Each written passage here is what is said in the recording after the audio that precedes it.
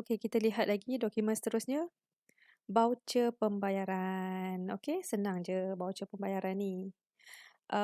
Dia merupakan satu dokumen untuk menyokong mana-mana aktiviti perniagaan yang tidak ada dokumen. Okey, cikgu bagi contoh. Kes gaji. Okey, kita lihat teruslah dalam dokumen ni. Okey, gaji pekerja pada Januari 2020. Okey, macam ni. Puan Maria, dia ada seorang pekerja. Jadi, setiap bulan dia akan bayar gaji kepada pekerja dia secara tunai. Sebanyak RM1,000. Okey, pada 14 hari bulan, Puan Maria pun bayarlah gaji kepada pekerja dia RM1,000. Jadi, tak ada bukti. Hanya bayar je. Duit cash RM1,000 bagi kepada pekerja dia. Tak ada bukti yang menyokong bahawa Puan Maria telah mengeluarkan duit perniagaan bayar gaji kepada pekerja dia. Jadi, inilah fungsi voucher pembayaran untuk menyokong mana-mana belanja perniagaan yang tidak ada dokumen.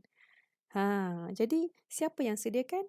Puan Maria kena sediakan sendiri voucher pembayaran ini. Ataupun kerani akaun akan sediakan sendiri voucher pembayaran yang menyatakan bahawa telah berlakunya urus niaga pembayaran gaji kepada pekerja. Okey? Okey, kita lihat voucher pembayaran ini. Nampak dia punya nama dia adalah Puan Tudung Maria sebab kedai Tudung Maria sendiri yang keluarkan voucher.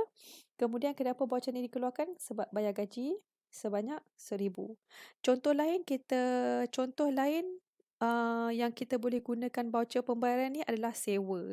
Contoh sewa kedai. Sewa kedai ni biasanya kita sewa dengan orang. Orang tu adalah individu, personal. Jadi katalah Puan Maria nak bayar sewa kedai, dia pergilah jumpa orang uh, tukang yang menyewa, yang bagi sewa tu, pergi jumpa dan bayar sejumlah wang. Jadi tak ada bukti.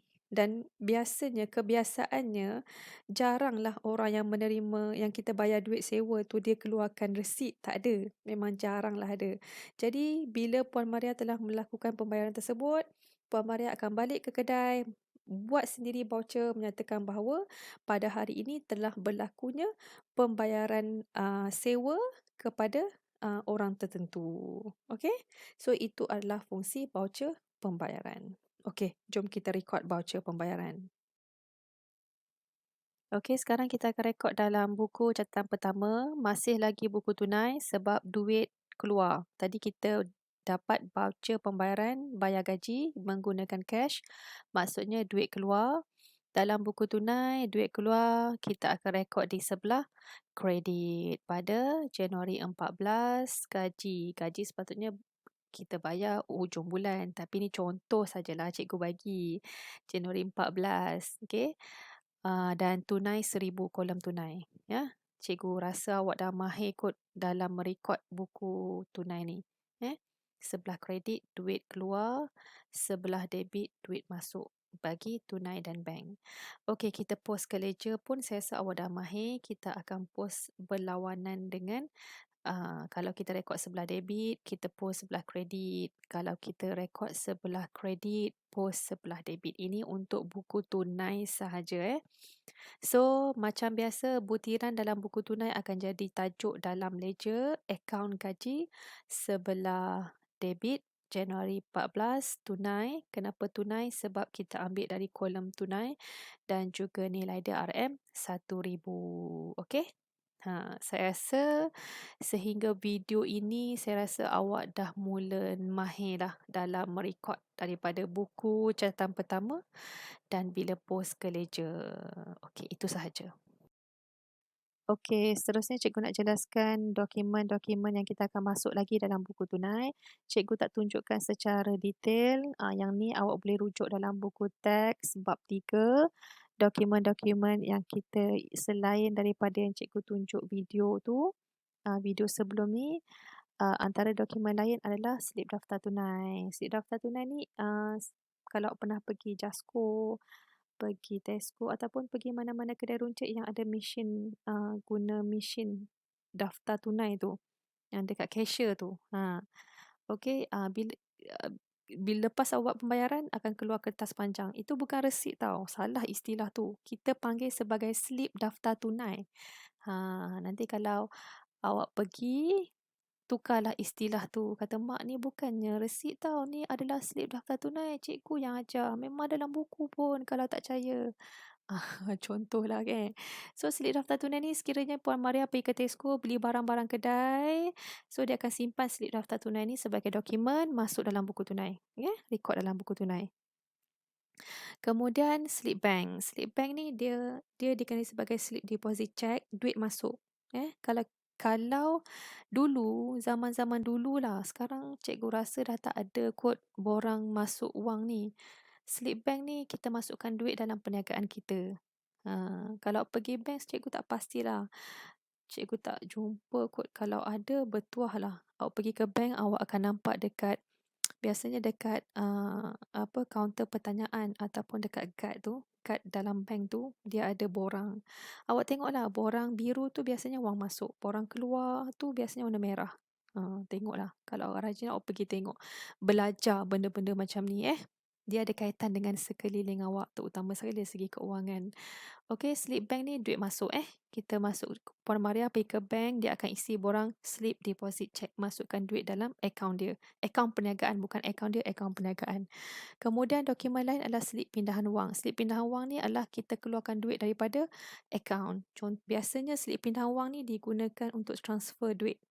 Sama ada dalam negara ataupun luar negara. Ataupun ke mana-mana sajalah transfer duit. Tapi sekarang kita tak guna dah slip pindahan wang ni. Kita guna online banking je. Transfer. Kalau masih ada keluar dalam soalan, awak akan rekod dalam buku tunai. Transfer duit keluar, rekod di sebelah kredit. Okey, seterusnya slip transaksi perbankan elektronik masih lagi digunakan. Kalau awak perasan, mak ayah awak ujung bulan akan pergi ke mesin ATM. Bukan ATM, mesin deposit. So, akan buat pembayaran tertentu and then keluar satu kertas. Kertas itu dikenali sebagai slip transaksi perbankan elektronik. Dia yang ada bilangan, contohnya RM50 berapa keping masuk, RM100 berapa keping masuk. Itu dikenali sebagai slip transaksi perbankan elektronik. Kalau tak pernah tengok, lepas ni ikut mak ataupun ayah awak pergi bank. Kalau mereka nak buat pembayaran, minta dia punya bukti. Awak boleh lihatlah secara terus bagaimana slip transaksi perbankan elektronik. Okey, yang terakhir adalah urus niaga dalam talian. Ini biasa semua orang guna, beli barang dalam online. Okey, kalau Puan Maria beli barang kedai dalam online, snap ataupun print transaksi tu boleh dijadikan dokumen untuk direkod dalam buku tunai. Okey, kalau contohnya pelanggan telah bayar beli online, pelanggan telah membayar cash secara online, so boleh print transaksi tersebut dan masukkan sebagai dokumen, masuk dalam fail. Jadi dokumen-dokumen ini boleh juga digunakan untuk dijadikan dokumen sumber. So dokumen-dokumen ini akan dimasukkan dalam buku tunai sama ada sebelah debit ataupun kredit. So hati-hati awak baca dokumen, kalau dokumen tu menunjukkan duit masuk, debit.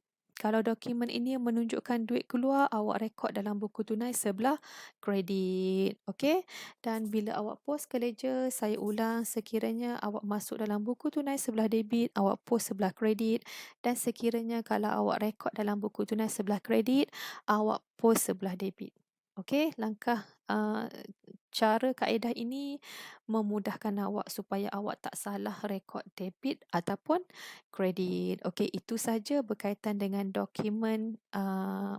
Dokumen-dokumen ini dokumen yang jaranglah kita jumpa, tapi kalau jumpa dalam soalan, awak boleh rekod dengan baik.